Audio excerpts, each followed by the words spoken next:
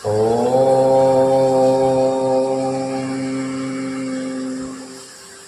श्री शाम्ब शिवाय नमः।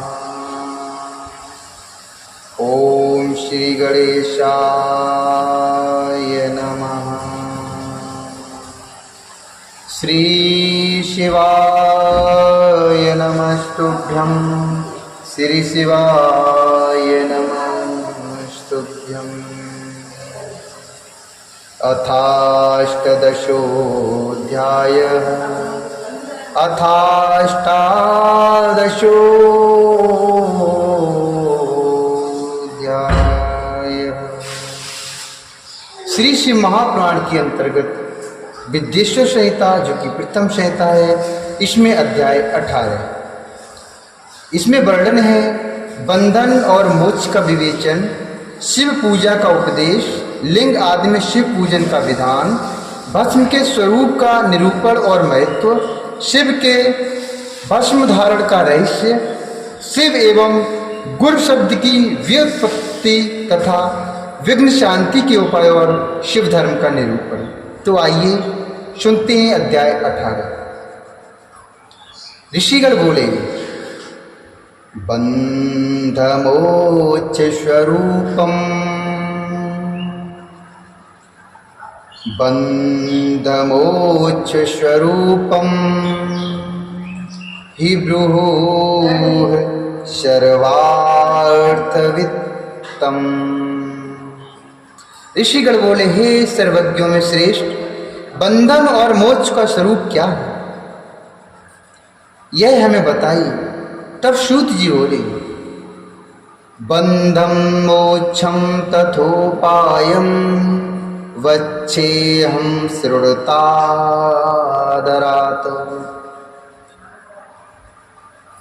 प्रकृत्याधष्टबन्धेन बद्धो जीवा स उच्यते।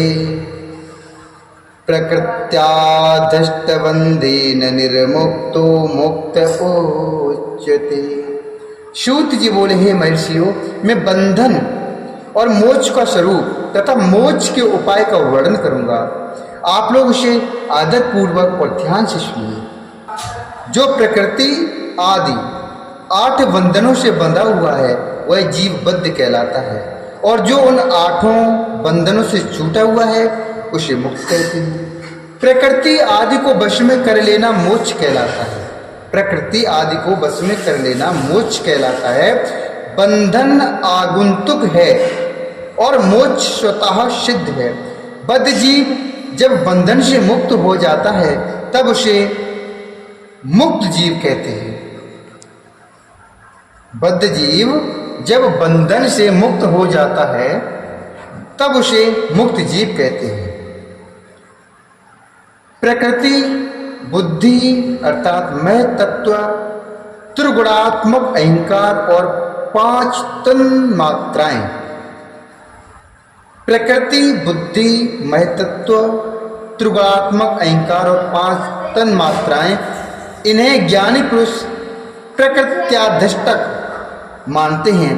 प्रकृति आदि 8 तत्वों के समूह से देह की उत्पत्ति हुई है। प्रकृति आदि 8 तत्वों के समूह से देह की उत्पत्ति हुई है। देह से कर्म उत्पन्न होता है और फिर कर्म से नूतन देह की उत्पत्ति होती है। इस प्रकार बार बार जन्म और कर्म होते रहते हैं। पुनश्च कर्मजो देहो जन्म कर्म पुनः पुनः। शरीर को स्थूल, सूक्ष्म और कारण के भेद से 3 प्रकार का जानना चाहिए। शरीरम त्रिविधम ज्ञेयम स्थूलम सूक्ष्मम च कारणम। स्थूलम व्यापारिदम प्रोक्तम सूक्ष्ममेन्द्रियभोगदम। स्थूल शरीर अर्थात जागृत अवस्था में व्यापार कराने वाला, सूक्ष्म शरीर अर्थात जागृत और स्वप्न अवस्था में इंद्रिय भोग प्रदान करने वाला तथा कारण शरीर अर्थात सुषुप्त अवस्था में आत्मानंद की अनुभूति कराने वाला कहा गया है। जीव को उसके प्रारब्ध कर्मानुसार सुख दुख प्राप्त होते हैं। वह अपने पुण्य कर्मों के फलस्वरूप सुख और पाप कर्मों के फलस्वरूप दुख को प्राप्त करता है। अतः कर्म पाश से बंधा हुआ जीव अपने त्रिविध शरीर से होने वाले शुभाशुभ कर्मों द्वारा सदा चक्र की भांति बार बार घुमाया जाता है। चक्रिभम निर्वृत्यर्थम चक्रिकरितारमीडयेत प्रकृत्यादिमहाचक्रम प्रकृतेः परतः शिवः। इस चक्रवर्त भ्रमण की निवृत्ति के लिए चक्रकर्ता का स्तवन एवं आराधना करनी चाहिए। प्रकृति आदि जो 8 पास बतलाए गए हैं उनका समुदाय ही महाचक्र है, और जो प्रकृति से परे हैं वे परमात्मा शिव हैं। भगवान महेश्वर ही प्रकृति आदि महाचक्र के कर्ता हैं, क्योंकि वे प्रकृति से परे हैं। जैसे बकायन नामक वृक्ष का थाला जल को पीता और उगलता है, जैसे बकायन नामक वृक्ष का थाला जल को पीता और उगलता है, उसी प्रकार शिव प्रकृति आदि को अपने बस में करके उस पर शासन करते हैं। उन्होंने सबको बस में कर लिया है, इसीलिए वे शिव कह गए हैं। शिव ही सर्वज्ञ है, भरपूर तथा निष्प्रह है। शिव एव हि सर्वज्ञः परपूर्णस्य निष्प्रः। शिव एव हि सर्वज्ञः परपूर्णस्य निष्प्रः। सर्वज्ञता, सर्वज्ञता, तृप्ति, अनादिबोध, स्वतंत्रता, नित्य अलुप्त, शक्ति आदि से संयुक्त होना, शक्ति आदि से संयुक्त होना और अपने भीतर अनंत शक्तियों का धारण करना। महेश्वर के इन 6 प्रकार के मानसिक ईश्वरों को केवल वेद जानता है।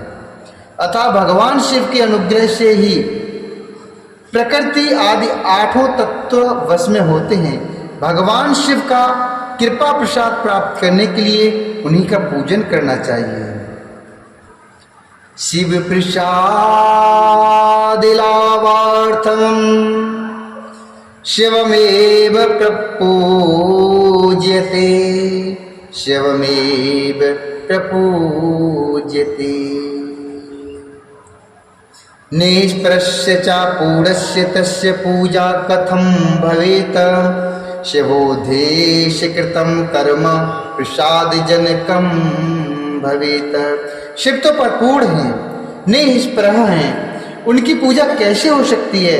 इसका उत्तर यही है कि भगवान शिव के उद्देश्य से उनकी प्रसन्नता के लिए किया हुआ सब कर्म उनके कृपा प्रसाद को प्राप्त कराने वाला होता है। शिवलिंग में, शिव की प्रतिमा में तथा शिव भक्तों में शिव की भावना करके उनकी प्रसन्नता के लिए पूजा करनी चाहिए। वह पूजन शरीर से, मन से, वाणी से और धन से भी किया जा सकता है। उस पूजा से प्रकृति से परे महेश्वर पूजक पर विशेष कृपा करते हैं, सत्य है, इसमें कोई संशय, कोई दोहराव नहीं है। शिव की कृपा से कर्म आदि सभी बंधन अपने वश में हो जाते हैं। कर्म से लेकर प्रकृति पर्यंत तक, कर्म से लेकर प्रकृति पर्यंत सब कुछ जब वश में हो जाता है तब वह जीव मुक्त कहलाता है और स्वात्मा राम रूप से, और स्वात्मा राम रूप से विराजमान होता है। परमेश्वर शिव की कृपा से जब कर्म जनित शरीर अपने बस में हो जाता है तब भगवान शिव के लोक में निवास प्राप्त होता है। इसी को शालोक की मुक्ति कहते हैं। जब तन्मात्राएं बस में हो जाती हैं और तब जीव जगदम्बिका सहित, तब जीव जगदम्बा सहित शिव का सामीप्य प्राप्त कर लेता है, अर्थात उनके पास रहता है, चला जाता है। यह सामीप्य मुक्ति है। उसके आयुध आदि और क्रिया आदि सब कुछ भगवान शिव के समान हो जाते हैं। भगवान का महाप्रसाद प्राप्त होने पर बुद्धि भी बस में हो जाती है। बुद्धि प्रकृति का कार्य है, बुद्धि प्रकृति का कार्य है, उसका वश में होना सरिष्ट मुक्ति कही गई है। उसका वश में होना सरिष्ट मुक्ति कही गई है। पुनः भगवान का महान अनुग्रह प्राप्त होने पर प्रकृति वश में हो जाएगी। पुनः भगवान का महान अनुग्रह प्राप्त होने पर प्रकृति वश में हो जाएगी। उस समय भगवान शिव का मानसिक ईश्वर बिना यत्न के ही प्राप्त हो जाएगा। सर्वज्ञता आदि जो शिव के ईश्वर हैं, उन्हें पाकर मुक्त पुरुष अपनी आत्मा में ही विराजमान होता है। वेद और शास्त्रों में विश्वास रखने वाले विद्वान पुरुष इसी को सायुज्य मुक्ति कहते हैं। इस प्रकार लिंग आदि में शिव की पूजा करने से क्रमशः मुक्ति स्वतः प्राप्त हो जाती है। इसीलिए शिव का कृपा प्रसाद प्राप्त करने के लिए तत्संबंधी क्रिया आदि के द्वारा उन्हीं का पूजन करना चाहिए। शिव क्रिया, शिव तप, शिव मंत्र जप, शिव ज्ञान और शिव ध्यान के लिए सदा उत्तरोत्तर अभ्यास बढ़ाना चाहिए। प्रतिदिन प्रातः काल से रात को सोते समय तक और जन्म काल से लेकर मृत्यु पर्यंत सारा समय भगवान शिव के चिंतन में ही बिताना चाहिए। सद्धोजातादि मंत्रों तथा नाना प्रकार के पुष्पों से जो शिव की पूजा करता है वह शिव को प्राप्त होगा। तब ऋषिगण बोले, लिंगादौ शिव पूजाय विधानम ब्रूय सुब्रत। ऋषिगण बोले, ही सुब्रत, अब आप लिंग आदि में शिव की पूजा का विधान बताइए। तब सूत जी बोले, लिंगाणाम चक्रम वच्छे यथा वच्छ्रुत दीर्घः। लिंगाणाम चक्रमं वच्छे यथा वच्छ्रुत दूर्जः। तदेव लिंगम प्रथमं प्रणवं सार्वकामिकम्। सूत जी बोले, हे तुझो, मैं लिंग के क्रम का यथावत वर्णन कर रहा हूं, आप लोग उसे ध्यान से सुनिए। वह प्रणव ही समस्त अभीष्ट वस्तुओं को देने वाला प्रथम लिंग है। उसे सूक्ष्म प्रणव स्वरूप समझिए। सूक्ष्म लिंग निष्कल होता है और स्थूल लिंग सकल। सूक्ष्म लिंग निष्कल होता है, स्थूल लिंग सकल। पंचाक्षर मंत्र ही स्थूल लिंग कहते हैं। पंचाक्षर मंत्र को ही स्थूल लिंग कहते हैं। उन दोनों प्रकार के लिंगों का पूजन तब कहलाता है। वे दोनों ही लिंग साक्षात मोक्ष देने वाले हैं। पौरुष लिंग और प्रकृति लिंग के विस्तार पूर्वक पौरुष लिंग और प्रकृति लिंग के रूप में बहुत से लिंग हैं। उन्हें भगवान से भी विस्तार पूर्वक बता सकते, दूसरा कोई नहीं जानता है। पृथ्वी के विकारभूत जो लिंग ज्ञात हैं, पृथ्वी के विकारभूत जो लिंग ज्ञात हैं, उनको मैं आप लोगों को बता रहा हूँ। उनमें प्रथम स्वयंभूलिंग, दूसरा बिंदुलिंग, तीसरा प्रतिष्ठित लिंग, चौथा चरलिंग और पांचवा गुरुलिंग है। देव ऋषियों की तपस्या से संतुष्ट होकर उनके समीप प्रकट होने के लिए पृथ्वी के अंतर्गत बीज रूप से व्याप्त हुए भगवान शिव के वृक्षों के अंकुर की भांति भूमि को भेद कर नादलिंग रूप में व्याप्त हो जाते हैं। वे स्वतः व्यक्त हुए शिव ही स्वयं प्रकट होने के कारण स्वयंभू नाम धारण करते हैं। ज्ञानी जन उन्हें स्वयंभू लिंग के रूप में जानते हैं। उस स्वयंभू लिंग की पूजा से उपासक का ज्ञान स्वयं ही बढ़ने लगता है। सोना चांदी आदि के पत्र पर, भूमि पर अथवा वेदी पर अपने हाथ से लिखित जो शुद्ध प्रणव मंत्र रूप लिंग है, उसमें तथा यंत्र लिंग का आलेखन करके उसमें भगवान शिव की प्रतिष्ठा और आवाहन करे। ऐसा बिंदु नादमय लिंग स्थावर और जंगम दोनों ही प्रकार का होता है। इसमें शिव का दर्शन भावनामय ही है, इसमें संदेह नहीं है। जिसको जहाँ भगवान शंकर के प्रकट होने का विश्वास हो, उसके लिए वहीं प्रकट होकर वे अभीष्ट फल प्रदान करते हैं। अपने हाथ से लिखे हुए यंत्र में अथवा अकृत्रिम स्थावर आदि में भगवान शिव का आवाहन करके 16 उपचारों से उनकी पूजा करें।